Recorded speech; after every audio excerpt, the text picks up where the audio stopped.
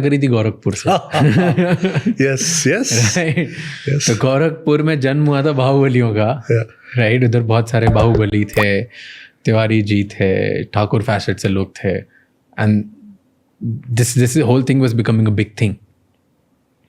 वहाँ पर इतने बड़े बाहुबलियों को हराकर how did Yogi ji became the face?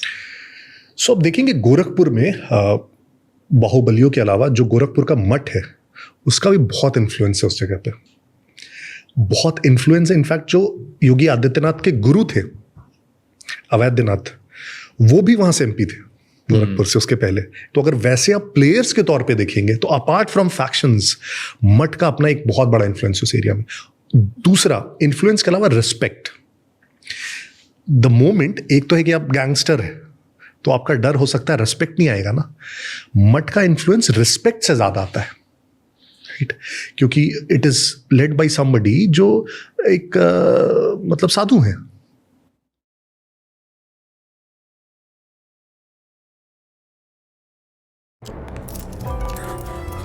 Nervous? No, sir. It's dandruff. I can't see it. There's something not right.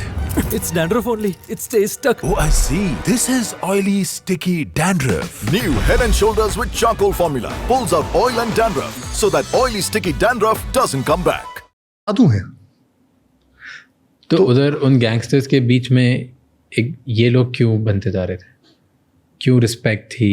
क्यों लोग इनसे डरते नहीं थे? और क्यों गैंगस्टर्स ने बनने दिया? क्योंकि गैंगस्टर्स तो चाहेंगे कि अपने ही सारे लोग हों, कोई भी हो, मेरा शहर में चलता है तो मैं क्यों नहीं जाने दूं? बिल्कुल। और बहुत राइवलरीज हुई। इनफैक्ट अगर आप जाएंगे तो उसमें मुख्तार अंसारी ने इनफैक्ट एक बार योगी आदित्यनाथ पे हमला हुआ। कब? क्या? जब वो एमपी थे। Tell me this. Yes. So उन पे हमला हुआ। इनफैक्ट आपको ध्यान होगा योगी आदित्यनाथ का एक संसद में बहुत फेमस भाषण है जिसमें वो रो रहे हैं और रोते हुए कहते हैं कि मुझे बता दिया जाए कि मैं संसद का सदस्य हूं या नहीं, क्या संसद मेरी रक्षा कर पाएगा या नहीं। And he is crying in that video. He was at that stage also. फिर उन्होंने 2002 में अपनी खुद क्या क्यों अटैक हुआ? What was the basic rivalry of controlling that reason.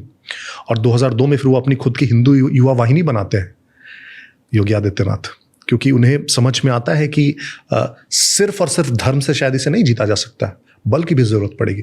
Hindu Yuva Vahini बनाते हैं, उनको चैलेंज करते हैं और वहां टिके रहते हैं ऐसे क्षेत्र में। और इसीलिए आपको दोनों देना होगा, मतलब दोनों क्रेडिट देना होगा कि ना सिर्फ धर्म बल के क्षेत्र में भी उन्होंने इनका सामना किया। और जब वो सरकार में आए, आप देखिए, तो सबसे पहले उन्हें समझ में आया कि इनको न्यूट्रलाइज करना जरूरी है, इन जैसे लोगों को। और जितने भी गैंगस्टर से थे करीब करीब सब के सब जेल गए। मुख्तार अंसारी जेल गए, अतीक अहमद जेल गया, विकास Dubey, he got encountered, all of them, so many of them. Do you think कि गवर्नमेंट करवाती है encounters? That's a contentious issue. No, but I think, okay, कई बार हमें अच्छा लगता है सुनने में कि यार ये तो इतना बड़ा क्रिमिनल है, he deserved it. But हम ये नहीं देखते हैं कि कई बार वो फिर एक्सटेंड होते होते ना, वो कब वो थिन लाइन ब्लर हो जाती है वो समझ में नहीं आता है।